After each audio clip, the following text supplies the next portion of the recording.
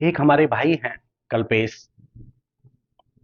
उन्होंने सवाल किया है कि कबीर जी ने कहा है, तीन लोक देह में और रोम रोम में राम। देखो, सवाल आपका बिल्कुल ठीक है और कबीर जी ने ये कहा है, हम मानते हैं। लेकिन हमने तो मना ही नहीं किया कि शरीर के अंदर कुछ भी नहीं है। सब कुछ शरीर के अंदर ही है। तीन लोक तो बहुत छोटी चीज है, बहुत छोटी। सुई की नोक भी बहुत बड़ी है, तीन लोक तो उससे भी छोटे। अनंत ब्रह्मांडों की यदि बात की जाएगी तो सुई की नोक बहुत बड़ी है, तीन लोक तो बहुत छोटे हैं। तीन लोक ही नहीं, अनंत ब्रह्मांड इसी शरीर के अंदर है। किसी भी देव को उठा के देख लो, साकार ईश्वर को उठा के देख लो, निराकार ईश्वर को उठा के देख लो, किसी को भी देख लो, सब कुछ हमारे शरीर के अंदर ही है। और शरीर के अंदर ही नहीं, हम खुद ही ईश्वर हैं। ये आत्मा जब तक अंदर है, हम खुद ही ईश्वर हैं। बस अपने आप को आत्मज्ञान के जरिए पहचानने की जरूरत है। इस आत्मा को पहचानने की जरूरत है कि आत्मा क्या है, हम क्या है। और जब तक ये आत्मा हमारे अंदर है, जब तक सब कुछ हमारे ही अंदर है, हमें कहीं बाहर जाकर देखने की जरूरत नहीं है। आत्मज्ञान का मतलब क्या है कि हम अपने अपने अंदर देख रहे हैं कि हमारे अंदर क्या क्या है। अब हर देव के, हर ईश्वर के, किसी के भी दर्शन आपको यही हो जाएंगे, कहीं बाहर जाने की जरूरत नहीं है। और यदि सवाल ऊपर के लोगों का है तो ऊपर भी सारे लोग हैं, ऐसी बात नहीं है। मैं आपको बता देता हूं कि जब हम ध्यान में बैठते हैं तो जब यहां से ऊपर की तरफ चलते हैं तो ईश्वर से, जब हम ईश्वर के लोक में पहुंचे, ईश्वर से वार्तालाप हुए, उन्होंने ज्ञान भी दिया, काफी ज्ञान दिया। लेकिन सारे लोक में घुमाने के बाद और जो हमको ज्ञान देना था, उस ज्ञान को देने के बाद उसने हमारा हाथ पकड़ा यहां से, और वो आकर हमारे यहां घुस गया अंदर। और अंदर बैठ के फिर उन्होंने ये कहा कि मुझे वहां मत ढूंढ, कहीं नहीं, मैं यहां हूं, मुझे अपने अंदर ढूंढ। तो आपकी बात बिल्कुल सच है कि जो भी है वो यही है, बाहर कहीं भी कुछ नहीं है। और सवाल ये भी उठता है कि साकार ईश्वर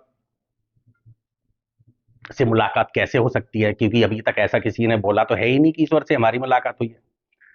तो मैं एक बात बता देता हूं कि आत्मज्ञान के जरिए यदि किसी का त्रिनेत्र खुल चुका है और वो आत्मज्ञान से चल रहा है, अपनी आत्मा से बातचीत करता है, और यदि वो ईश्वर का नाम रखता है, तो ईश्वर से आपकी डायरेक्ट वार्तालाप होंगे। सारा ज्ञान ईश्वर से मिलेगा।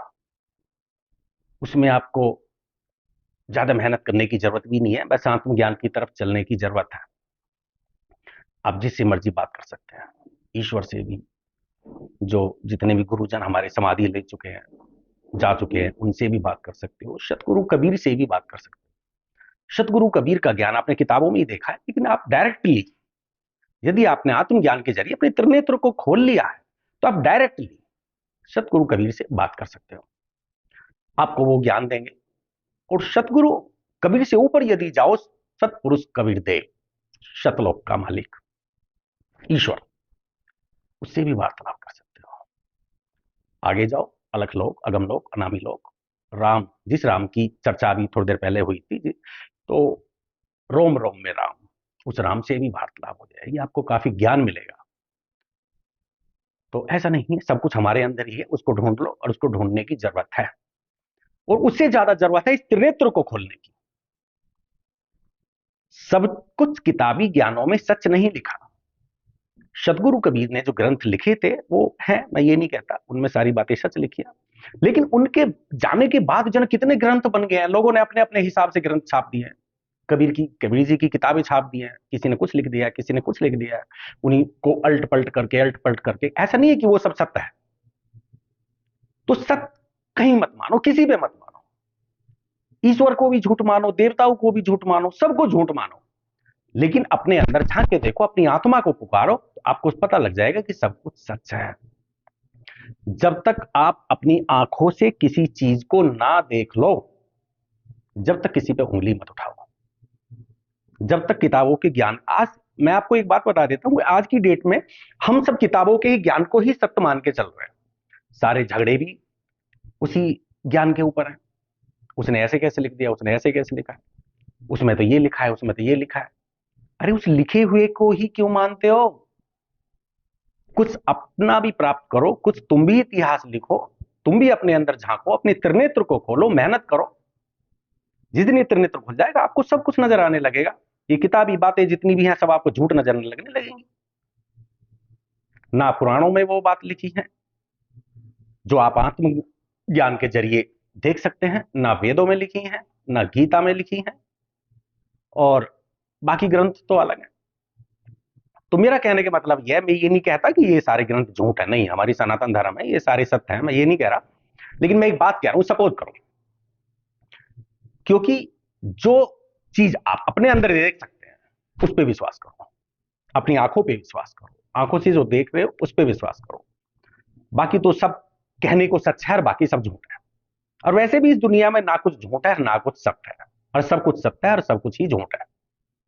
ना कुछ शुद्ध है ना कुछ अशुद्ध है, और सब कुछ ही शुद्ध है और सब कुछ ही अशुद्ध है। तो बात को ज्यादा लंबा नहीं खींचना, बहुत लंबी बात हो गई। कहने का मतलब यह है कि अपने अंदर ढूंढो जो भी ढूंढना है। किसी भी किताबी ज्ञान पे विश्वास मत करो, अपनी आत्मा को जागृत करो, आत्मज्ञान को प्राप्त करो। और कोई और सवाल है तो आप हमसे कर सकते हैं।